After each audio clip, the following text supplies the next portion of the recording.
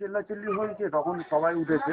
হ্যাঁ ওঠার পরে আমরা ওখানে গিয়ে দেখি যে ধোঁয়া হয়ে গেছে। হ্যাঁ তারপরে জানলার কাঁচ ভাঙাভাঙি হচ্ছে, পেশেন্টরা ভাঙছে আর হেল্প করে চিল্লাচ্ছে।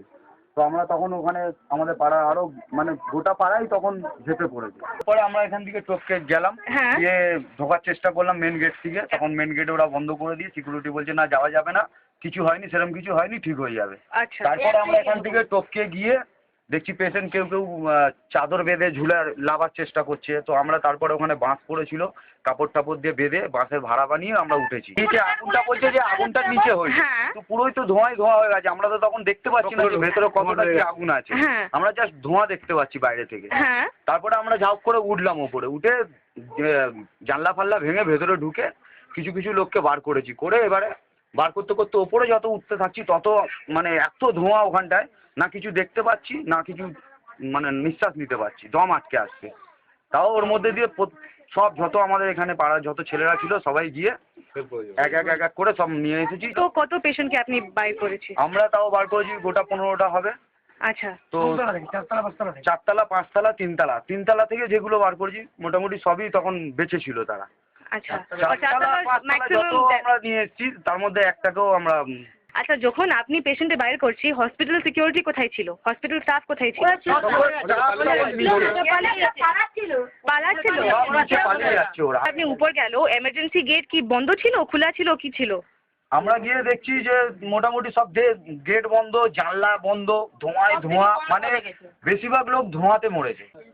ऊपर में एक तो पेशेंट चीख रहा था, तो हम ऊपर चढ़ने के बाद उसको बोल रहा था जो आइए, बोला नहीं हम नहीं आ पाएगा।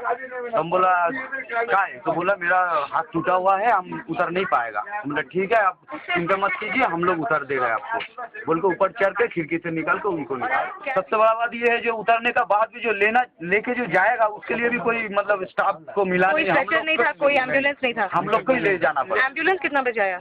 एम्बुलेंस तो यहाँ पे ही खड़ा था, लेकिन एम्बुलेंस का कुछ काम है। 6 बजे तक कोई नहीं था। हम लोग खाली वो लोग को ये करता, सांत्वना देता कि कूद के मर जाएगा। वो लोग ऐसा करता है कि अब कूदो मत आएगा। हम लोग क्या करें, हम लोग का अभी हाथ बंधा हुआ है, हम लोग कुछ नहीं कर पाता है। जो बच्चा लोग को जो हम लोग मैंने बोले जो बच्चा लोग भी 5तला में हो सकता है, वहाँ बॉडी भी मिला, लास्ट में मिला। फर्स्ट में हम लोग को ढुकने नहीं दिया, हम लोग को बहुत विरोध किया, हम लोग के ऊपर में लाठी चार्ज किया है बहुत सारा। कौन लाठी चार्ज किया आपके ऊपर? BSF police. कितना बजे किया? ये किया आपका 7:30 8 बजे करीब किया। ममता बनर्जी आने के पहले की बात? ममता बनर्जी आने से जस्ट 5 मिनट पहले हूँ। আমরা যখন ওখানে দেখলাম ওদিক দিয়ে ঘুরে চলে এলাম, তারপরে লাইনটা পুরো অফ হয়ে গেল। কে অফ করেছে? অফটা আমরা এখানে দেখতে পাইনি কেউ করেছে, কিন্তু তারপরে যে ধোঁয়ায় কালো অন্ধকার হয়ে গেল, পুরো লাইনও অফ হয়ে গেল।